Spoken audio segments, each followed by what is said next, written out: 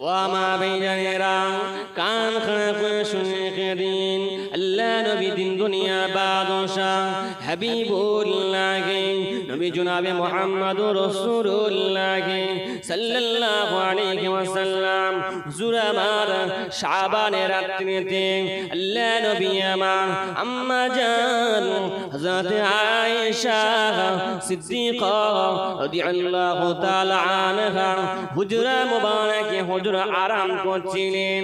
যখন গভীর রাত হয়ে গেল, নিশতি রাত হয়ে গেল, আম্মা জানের ঘরের ভিতর থেকে আল্লাহ নবী আমার বার হয়ে পড়লেন। আল্লাহ নবী আমার বার হয়ে হেঁটে হেঁটে মক্কা কবরস্থান জান্নাতুল বাকিতে গিয়ে ওই নিশতি রাত্রিতে দুটোখানা হাত তুলে চোখের পানিটা ফেলে ফেলে কাঁদতে লাগলেন। এত পরিমাণ কাঁদে যে কান্নার পানিতে রাসূলুল্লাহর জুব্বাটা ভিজে যায়। ও আমার বেজানেরা, কান খাড়া শুনে রেখে দিন, আল্লাহ নবী যখন জান্নাতুল বাকিতে কাঁদতে লেগেছেন, এদিকে আম্মা জান আয়েশা হুজুরের ঘুমটা খোদা গো যারা এদের প্রতি করুণা, খোদা গো যারা এদের প্রতি করুণা।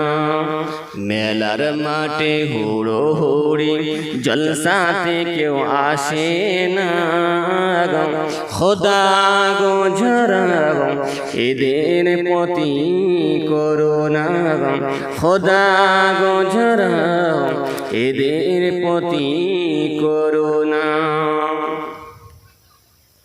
হাতে তসবিহ মাথায় টুপি পাঞ্জাবি বদনে, হাতে তসবিহ মাথায় টুপি পাঞ্জাবি বদনে, নামাজি কি বেনামাজি সুরমা দুই নয়নে। হাতে তসবিহ মাথায় টুপি পাঞ্জাবি বদনে, নামাজি কি বেনামাজি সুরমা দুই নয়নে। রুকু করতে বাপরে বাপ, সিজদা করতে টপাটপ, রুকু করতে বাপরে বাপ, সিজদা করছে টপাটপ। ফরজ নামাজ কেউ পড়ে না, ফরজ নামাজ কেউ পড়ে না।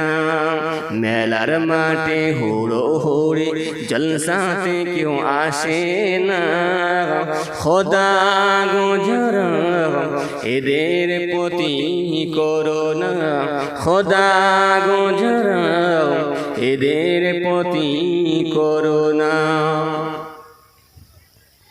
নিয়ত শুধু যায় ভুলে ইমাম সাহেব দাও বলে, নিয়ত শুধু যায় ভুলে ইমাম সাহেব দাও বলে, ওজুর ফরজ কেউ জানে না, ওজুর ফরজ কেউ জানে না। মেলার মাঠে হুড়ো হুড়ি জলসাতে কেউ আসে না, খোদা গো যারা এদের প্রতি করুণা, খোদা গো যারা এদের প্রতি করুণা। আল্লাহুম্মা সাল্লি আলা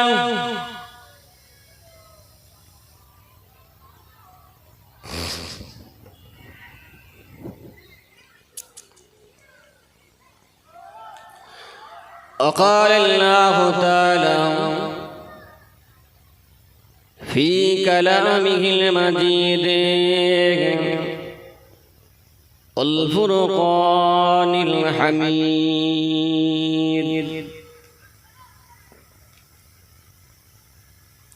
يا أيها الذين آمنوا قوا أنفسكم وأهليكم نارا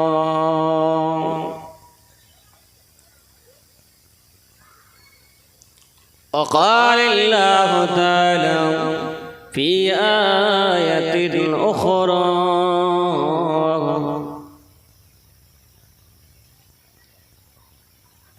لقد كان لكم في رسول الله أسوة حسنة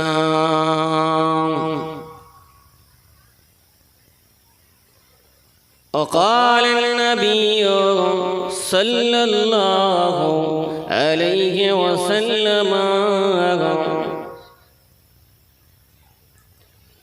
إذا اشتريت أحدكم لحما فليكسر مرقا فإن لم يكسر بمرقا حتى أحد اللحمين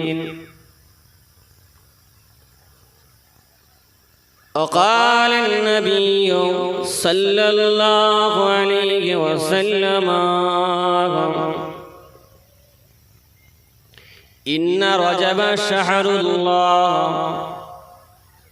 شعبان شهري رمضان شهري أمتي إلى آخر الحديث أو كما قال সমাবেত সুধী দিনদার ঈমানদার আল্লাহ ওয়ালা নেককার বয়োজ্যেষ্ঠ আমার মুরব্বিয়ান গণীরা, জওয়ান যুবক ভাইরা, ছেলেরা, বাচ্চারা, মায়েরা, বোনেরা, বেটিরা, আল্লাহ রাব্বুল আলামিন আমাকে আপনাকে সুস্থ স্বাভাবিক অবস্থাতে 10 এলাকা থেকে 10 সন্তানকে একত্রিত হয়ে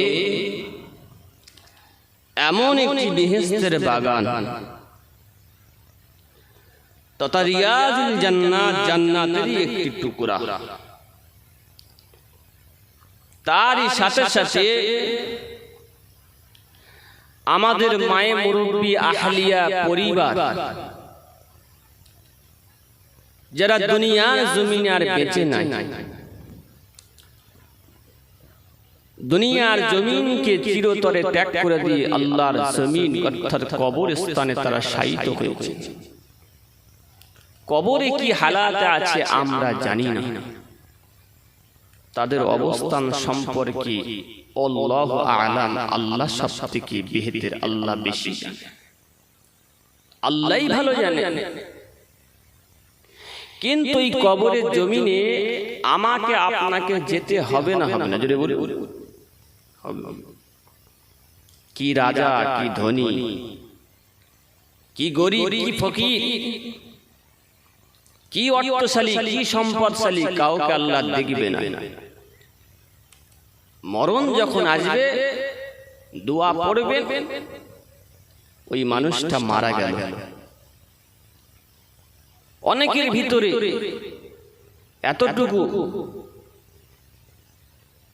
কল্পনা জেগে যায়, আহারে মানুষটা অত্যন্ত ভালো ছিল। রাসূল বলেছেন, যখন কোনো মানুষ দুনিয়া থেকে ইন্তেকাল হয়ে যাবে, মারা যাবে, তখন তোমরা তার যদি ব্যাকগ্রাউন্ডে কোনো খারাপ কিছু থেকেও থাকে, তার ব্যাকগ্রাউন্ডে কোনো গুনাহ থাকে, সমস্ত গুনাহটাকে তোমরা পিছনে ফেলে দিয়ে তোমরা তার ভালো জিনিসটাকে নিয়ে আলোচনা করো। খবরদার তাদের পিছনের সমস্ত গুনাহ থেকে তোমরা দূরে থাকো, এ নিয়ে তোমরা সমালোচনা করবে। দলিল তিরমিজি শরীফের হাদিস, পয়গম্বর আরবি সাল্লাল্লাহু আলাইহি ওয়াসাল্লাম নূরে জবান থেকে আজ থেকে 1500 বছর আগে তিনি বলে দিয়ে গেছেন, হে আমার পৃথিবীর উম্মতেরা শুনে রেখে দাও, লা তাসুবুল আমওয়াত, খবরদার মৃত ব্যক্তি মারা যাবার পরে তার বিরুদ্ধে কোনো সমালোচনা পর্যালোচনা করবে না। ওয়া তুআদুল আহইয়া, বরঞ্চ তার জীবন অবস্থায় যে তার কর্ম, তার কাজ, তার ইবাদত, তার আমল,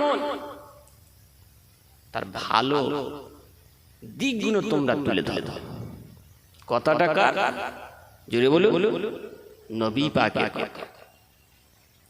পৃথিবীর বৈজ্ঞানিকরা গবেষণা করেছে, রিসার্চ করেছে,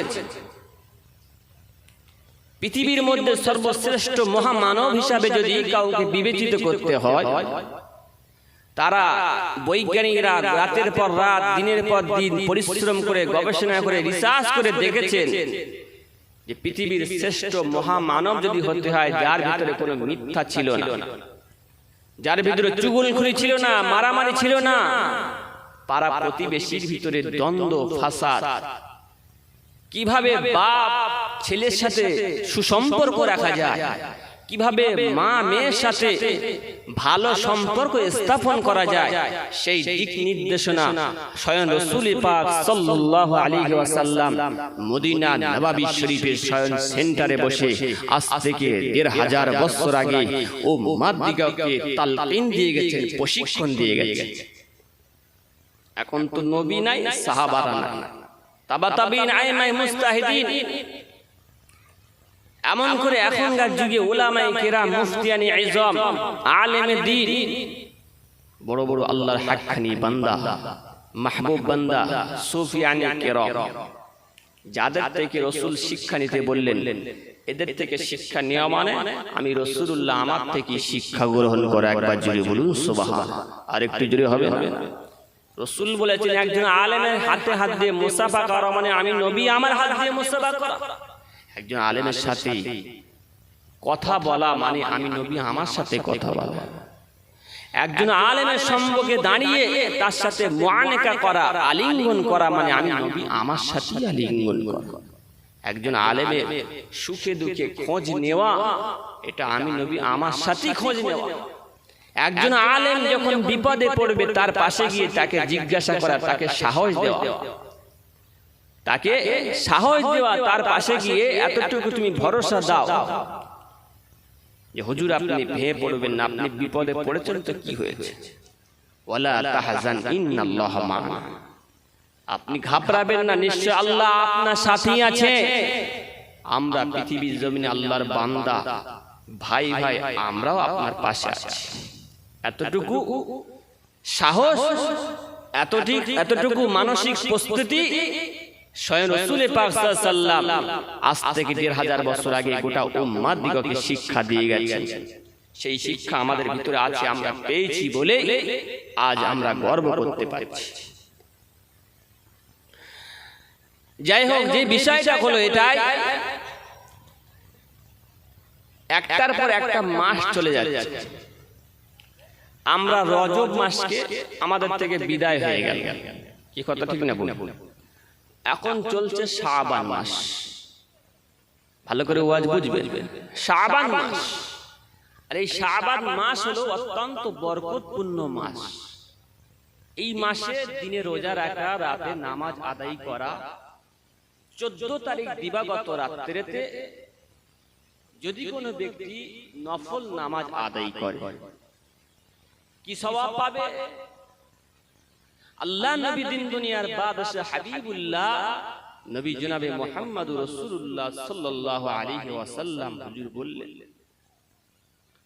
এক সময় তো হযরত ঈসা আলাইহিস সালাম তিনি আফসোস করলেন, আল্লাহ আমাকে যদি আপনি নবী না বানিয়ে, পয়গম্বর না বানিয়ে আমাকে যদি আখিরি জামানার নবীর উম্মত করতেন আমি বড় ধন্য হতাম। হযরত ঈসা আলাইহিস সালামের দোয়া আল্লাহ তৎক্ষণাৎ কবুল করে নিলেন। ঈসা নবী, তুমি যেটা বলেছো সেটা আমি আল্লাহ বুঝতে পেরে গেছি। এখন আমি তোমার কথাকে বুঝে নিয়ে আমি আমার সিদ্ধান্ত অনুযায়ী, এ আল্লাহর পয়গম্বর ঈসা, আমি তোমাকে বললাম পৃথিবীর জমিনে যখন আমার আখিরি জামানার পয়গম্বরের রাজত্ব শেষ হবে, আমার নবী নবুয়াতি দরজায় লক দিয়ে চলে যাবে, তারপরেই কিন্তু আল্লাহ পাক ঈসা নবীকে আবারও পাঠিয়েবেন। কিন্তু এর আগে 5 থেকে 600 বছর যে সময় আইয়ামে জাহিলিয়াতের যুগ বলা হয়েছে, ওই যুগটা এত অন্ধকার ছিল, সেই সময়তে মানুষকে হত্যা করত, অন্য ছেলেকে নিজের ছেলে বলে দাবি করত। সে সময় মানুষ এতটা অন্ধকারের মধ্যে ডুবে গিয়েছিল, ইসলাম কি জিনিস তারা বুঝতো না। তারপরই আল্লাহ রাব্বুল আলামিন পৃথিবীতে নবী পাঠিয়েছেন। নবী পাঠাবার পরই আমার আল্লাহ রাব্বুল আলামিন পৃথিবীতে এত একটা সুস্থ সমাজ, সুন্দর সমাজ দান করলেন আমার নবী পাকের ওসিলা। হযরত ঈসা আলাইহিস সালামের দোয়াটাকে আল্লাহ কবুল করলেন। কবুল করে নিয়ে হযরত ঈসা আলাইহিস সালামকে বললেন, আল্লাহর পয়গম্বর ঈসা, তোমার মনের যে ইচ্ছা আমি তা বুঝতে পেরে গেছি। হযরত ঈসা আলাইহিস সালাম বলে, আল্লাহ আমাকে শেষ নবীর উম্মত যদি করতেন ধন্য হতো।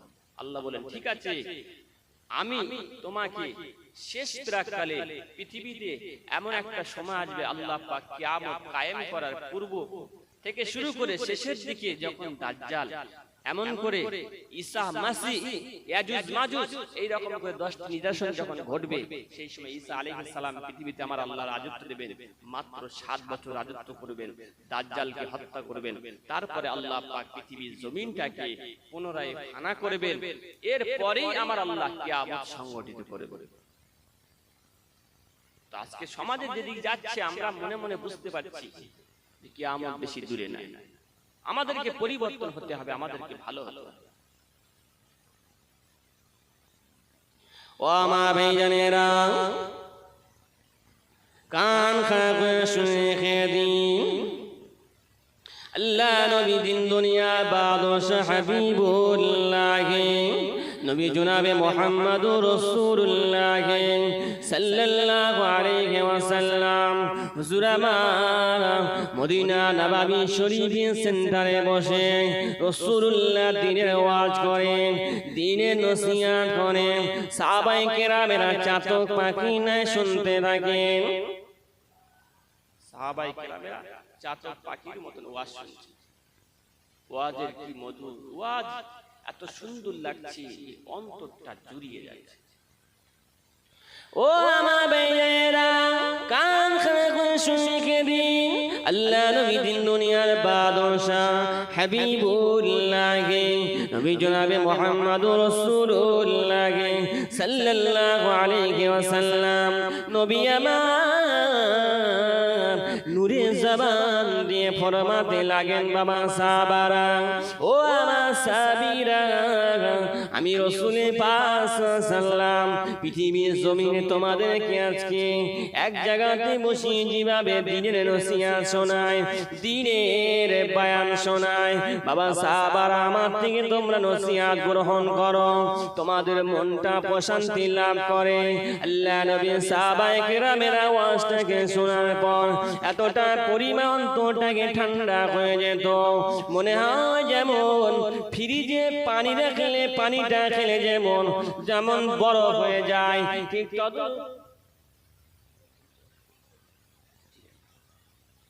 সকলে তাকবীর দান, নারে তাকবীর, আর জোরে দান নারে তাকবীর, নারে তাকবীর।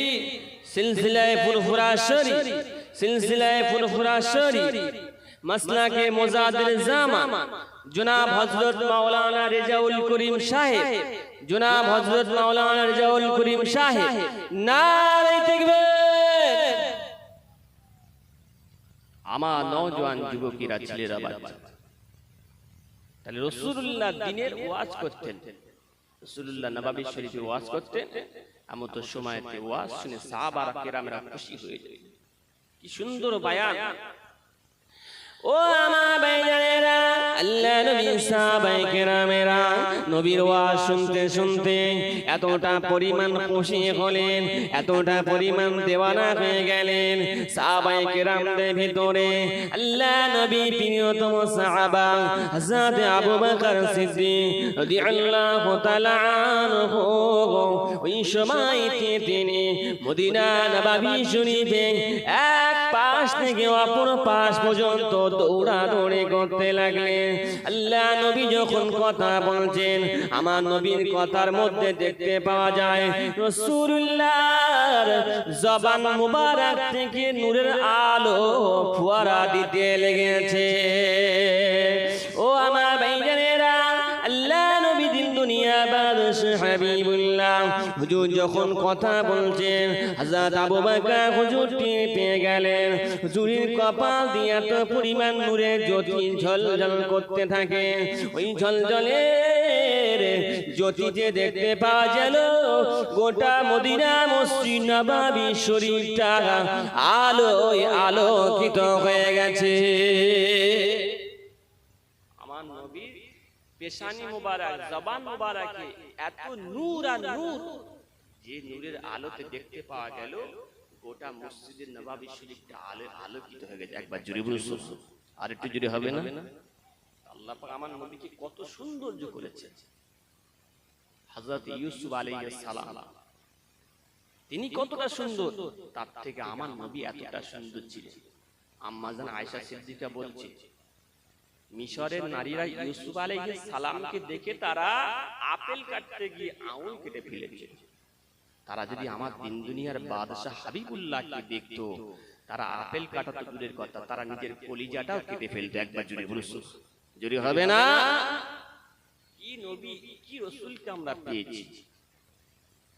আপনি আমি সারা জীবন ইবাদত করলে যা সওয়াব হবে, বনি ইসরাইল যুগে যদি একজন আবেদের ইবাদতটা এক পাল্লায় রাখলে আখিরি নবীর উম্মতের ইবাদতটা আরেক পাল্লায় রাখলে আখিরি নবীর ইবাদত উম্মতের ইবাদতের পাল্লাটা আমার আল্লাহ ভারী করে দেবেন। একবার জোরে বলুন সুবহানাল্লাহ, জোরে হবে না? এইজন্য অন্যান্য নবীরা আফসোস করেছিল আল্লাহ আমাদেরকে নবী বানাবার দরকার নাই, পয়গম্বর বানাবার দরকার নাই, আল্লাহ আমাদেরকে আখিরি নবীর উম্মত করে, আখিরি নবীর উম্মত করে আমাদের জীবনটা ধন্য হয়ে যায়। আখিরি নবীর উম্মতের যে কোয়ালিফিকেশন, আখিরি নবীর উম্মতের যে আদর্শ যে ক্যারেক্টার সেটা যদি মানুষ গ্রহণ করে এই উম্মতের ফ্যাসিলিটি আস্তে আস্তে বেড়ে যায়। আজকে আমাদের কাছে পর্দা মা বোনদের জন্য ফরজ, পর্দা ফরজ, পুরুষদের জন্য যেমন ফরজ নারীদের জন্য ঠিক তেমন ফরজ। তাহলে নারীদেরকে পর্দা করতে হবে, পুরুষদেরও পর্দা করতে হবে। তবে নারীদের পর্দার পুরুষদের পর্দার মধ্যে ব্যবধান আছে না? না, নারীদের পুরো মাথা থেকে নিয়ে পা পর্যন্ত ঢাকতে হবে, এটা হলো তার জন্য ফরজ। কিন্তু বর্তমান সময়ের দিকে লক্ষ্য করে যদি ফিতনার বেড়াজালের মধ্যে আবদ্ধ হয়ে যায়, এদিক থেকে মাসআলা হলো তোমার মুখটা যদি আলগা করে রাখলে তাতেও যদি সমস্যা হয় তাহলে তোমার মুখটাকে ঢেকে চলতে হবে।